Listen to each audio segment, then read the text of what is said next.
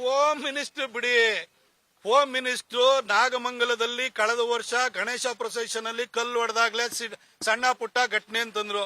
ಅವರು ಸಿದ್ದರಾಮಯ್ಯನವ್ರು ಏನಾದ್ರು ಚೇರ್ ಖಾಲಿ ಮಾಡಿದ್ರೆ ನನ್ನನ್ನ ಕೂರಿಸ್ತಾರೇನೋ ಅಂತ ಹೇಳ್ಬಿಟ್ಟು ಅವ್ರು ಕಾಯ್ಕೊಂಡು ಕೂತಿದ್ದಾರೆ. ಆದ್ರೆ ನಾನ್ ಕೇಳೋದಿಷ್ಟನೇ, ಮುಖ್ಯಮಂತ್ರಿ ಸಿದ್ದರಾಮಯ್ಯನವರ ತವರು ಜಿಲ್ಲೆ ಇದು. ನಿರ್ಭೀತ, ನಿಷ್ಪಕ್ಷಪಾತ, ವಿಶ್ವಾಸಾರ್ಹ ಸುದ್ದಿಗಳಿಗೆ ಹೆಸರಾಗಿರುವ ನ್ಯೂಸ್ 18 ಕನ್ನಡ ಈಗ ಆಪ್ನಲ್ಲೂ ಲಭ್ಯವಿದೆ. ದಯವಿಟ್ಟು ಇಲ್ಲಿರುವ QR ಕೋಡ್ನ ಸ್ಕ್ಯಾನ್ ಮಾಡಿಕೊಂಡು ಆಪ್ ಡೌನ್ಲೋಡ್ ಮಾಡೋದಕ್ಕೆ ಮರಿಬೇಡಿ. ನಿಮ್ಮ ಬೆಂಬಲ ಹೀಗೆ ಸದಾ ನಮ್ಮೊಂದಿಗಿರಲಿ. ಧನ್ಯವಾದ. ತವರು ಜಿಲ್ಲೆನಲ್ಲಿ ಈ ಘಟನೆಗಳು ನಡೀತಾ ಇದೆ ಅಂದ್ರೆ ಸಿದ್ದರಾಮಯ್ಯನವರು ಮನಸ್ಸೇ ಮಿಡಿತಾ ಇಲ್ವಲ್ಲ.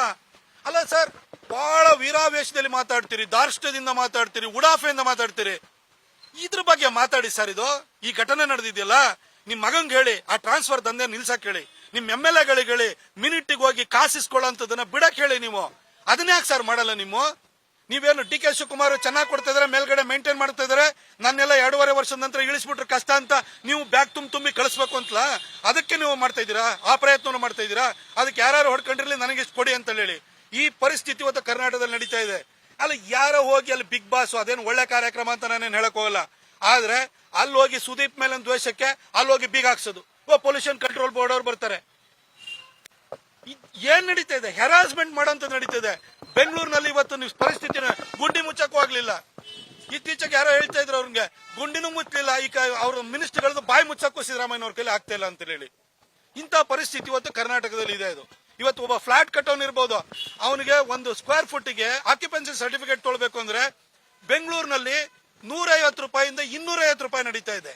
ಯಾರಿಗೋ TDR ಕೊಡ್ತೀವಿ ಅಂತ ಹೇಳ್ತಾರೆ. ಆ TDR ಯಾವನ್ ತಗೊಳ್ತಿದ್ದಾನೆ? ಪೊಲಿಟಿಷಿಯನ್ ತಗೊಳ್ತಾ ಇದ್ದಾನೆ.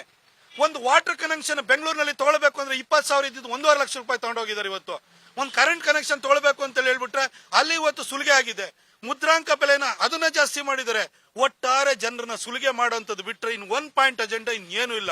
ಗುಂಡಿ ಮುಚ್ಚ್ರಿ ಅಂತ ಹೇಳಿದ್ರೆ ಪ್ರೈಮ್ ಮಿನಿಸ್ಟರ್ ಕಚೇರಿ ಹತ್ರ ಇಲ್ವಾ? ಅವ್ರ ಮನೆ ನಿವಾಸದ ಹತ್ರ ಇಲ್ಲ. ಪ್ರೈಮ್ ಮಿನಿಸ್ಟರ್ ನಿವಾಸದ ಹತ್ರ ಎಲ್ಲಿದೆ ಗುಂಡಿ?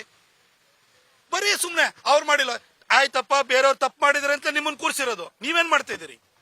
ಗುಂಡಿ ಮುಚ್ಚಕ್ಕುವಾಗ ಗುಂಡಿನೂ ಮುಚ್ಚಲ್ಲ, ಬಾಯಿನೂ ಮುಚ್ಚಲ್ಲ. ಅಂತ ಪರಿಸ್ಥಿತಿ ಇವತ್ತು ಕರ್ನಾಟಕದಲ್ಲಿ ಆಗಿದೆ. ಆದ್ರೆ ಜನ ಏನು ಮಾಡಕ್ಕಲ್ಲ, ಅಸಹಾಯಕರಾಗಿ 2.5 ವರ್ಷ ತಡ್ಕೊಳ್ಬೇಕಾದಂತ ದುಸ್ಥಿತಿಯಲ್ಲಿದ್ದಾರೆ.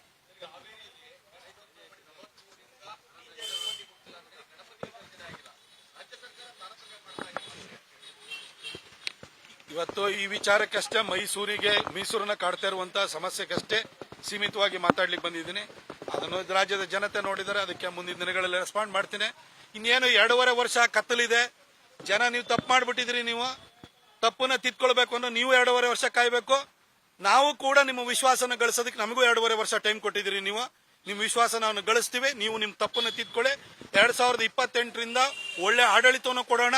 ಎಲ್ಲಾ ಹಬ್ಬ ಹರಿದಿನಗಳು ವಿಜೃಂಭಣೆಯಿಂದ ಬಾಜಾ ಭಜಂತ್ರಿಯೊಂದಿಗೆ ನಡೆಯುವ ರೀತಿ ವಾತಾವರಣ ನಾವು ಸೃಷ್ಟಿ ಮಾಡೋಣ.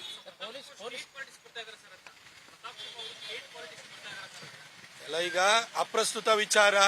ನಾನು ಸ್ಟೇಟ್ ಪಾಲಿಟಿಕ್ಸ್ ಅಲ್ಲಿ ಆಲ್ರೆಡಿ ಇದ್ದೀನಿ. ಅದ್ ಬಿಟ್ಬಿಡಿ. ಕೇಂದ್ರದಲ್ಲಿ ಇವತ್ತು ರಮೇಶ್ ಬಿದೂರಿ ಇರ್ಬೋದು, ಪ್ರವೇಶ್ ವರ್ಮಾ ಇರ್ಬೋದು, ಅವರಿಗೆ ಲೋಕಸಭೆಯಲ್ಲಿ ಟಿಕೆಟ್ ಕೊಡ್ಲಿಲ್ಲ. ಅದಾದ ನಂತರ ವಿಧಾನಸಭೆಯಲ್ಲಿ ಡೆಲ್ಲಿ ಎಲೆಕ್ಷನ್ ಅಲ್ಲಿ ಕಂಟೆಸ್ಟ್ ಮಾಡಿರು.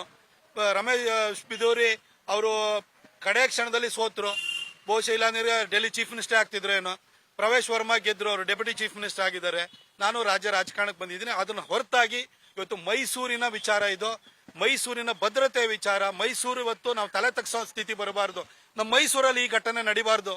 ಮೈಸೂರಿನ ಬಗ್ಗೆ, ಮೈಸೂರು ಜನಕ್ಕೆ ಈ ಊರಿನ ಬಗ್ಗೆ ಒಂದು ಪ್ರೀತಿ ಇದೆ, ಕಾಳಜಿ ಇದೆ. ಒಂದ್ ಸಣ್ಣ ಘಟನೆ ಆದ್ರೂ ನಮ್ಮ ಮೈಸೂರಲ್ಲಿ ಹಿಂಗಾಯ್ತು ಅಂತ ಹೇಳಿ ನೊಂದ್ಕೋತಾರೆ. ಆ ಸೆನ್ಸ್ ಆಫ್ ಬಿಲಾಂಗಿಂಗ್ನೆಸ್ ಇದೆ, ಇಲ್ಲಿ ಓನಿಂಗ್ ಇದೆ. ಹಾಗಾಗಿ ಮೈಸೂರಿನಲ್ಲಿ ಈ ತರ ಒಂದು 9 ವರ್ಷದ ಬಾಲಕಿ, ಒಂದು ಹೆಣ್ಮಗು, ಅದನ್ನ ಅಪ್ಪ ಅಮ್ಮನ ಜೊತೆ ಪಕ್ಕದಲ್ಲಿ ಮಲಗಿರೋ ಮಗುನ ಎತ್ಕೊಂಡೋಗಿ ರೇಪ್ ಮಾಡ್ತಾನೆ, ಅದನ್ನ ಕೊಲೆ ಮಾಡ್ತಾನೆ ಅಂತಂದ್ರೆ ಮನ್ಸಿಗೆ ನೋವಾಗದಲ್ಲೇ ಇರುತ್ತಾ? ಇದ್ರ ಬಗ್ಗೆನೂ ಕೂಡ ಸಿದ್ದರಾಮಯ್ಯನವರಿಗೆ ಮಾತಾಡಲ್ಲ ಅಂತಲೇ. ಸರ್, ನಿಮಗೆ ಹೆಣ್ಮಕ್ಳು ಇಲ್ದಲೇ ಇರ್ಬೋದು, ನಿಮ್ಮ ಮನೆಯಲ್ಲಿ ಮಹಿಳೆಯರು ಇದಾರಲ್ಲ ಸರ್, ನಿಮ್ ಮನ್ಸು ಮಿಡಿಯಲ್ವಾ ಇದು? ಏನ್ ಸರ್ ನೀವು ಇಷ್ಟೊಂದು ನಿರ್ಭಾವುಕವಾಗಿ, ಸಂವೇದನಾ ರಹಿತವಾಗಿ ನಡ್ಕೋತಾ ಇದ್ದೀರಿ? ಸರ್ ಬನ್ನಿ ಸರ್, ಬೆಂಗಳೂರಲ್ಲಿ ಕೂತಿರಲ್ಲ, ಇಲ್ಲಿ ಬಂದು ಒಂದು ಮೀಟಿಂಗ್ ತೊಗೊಳ್ಳಿ ಸರ್. KDP ಮೀಟಿಂಗ್ ಅಂತೂ ತೊಗೊಳಲ್ಲ, ಅಭಿವೃದ್ಧಿಗೆ ನೀವು ಕಾಸು ಕೊಡಲ್ಲ, KDP ಮೀಟಿಂಗ್ ತೊಗೊಳಲ್ಲ. ಕಾನೂನು ಸುವ್ಯವಸ್ಥೆ ದೃಷ್ಟಿಯಿಂದ ಕರೆದು ಬಿಟ್ಟು ನಿಮ್ ಮಗನಿಗೆ ಬುದ್ಧಿ ಹೇಳಿ ಸರ್. ಇಲ್ಲಿ ಟ್ರಾನ್ಸ್ಫರ್ ದಂಧ ಮಾಡ್ಬೇಡಪ್ಪ. ನನ್ನ ಜನ ದುಡ್ಡು ಇಟ್ಕೊಂಡು ದುಡ್ಡಿನ ತೈಲಿ ತಗೊಂಡ್ಬಂದು ನಾನು ಜನರಿಂದ ಮುಖ್ಯಮಂತ್ರಿ ಆಗಿರೋದಲ್ಲ. ದುಡ್ಡಿನ ತೈಲಿ ಇಲ್ದಲೆ ಜನ ನನ್ನನ್ನು ಗೆಲ್ಸಿದ್ರೆ ವಿಶ್ವಾಸ ಇಟ್ಟು ಅಂತ ಮಗನಿಗೂ ಹೇಳಿ.